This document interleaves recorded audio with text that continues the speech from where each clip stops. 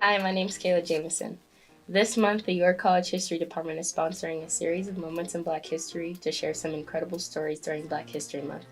Today, we focus on the first American woman to become a millionaire. Madam C.J. Walker, born Sarah Breedlove, invented a line of African American hair care products after suffering from a scalp ailment that resulted in her own hair loss. She promoted her products by traveling around the country giving lectures and demonstrations. Eventually, she established a laboratory to manufacture her products and trained sales beauticians called Walker agents. In return, they promoted Walker's philosophy of cleanliness and loveliness and were found in African American neighborhoods all over the country. Her business acumen led her to become one of the first American women to become a self-made millionaire. With her fortune, she founded charities and donated to homes for the elderly, the NAACP, and other organizations founded on improving the lives of African Americans.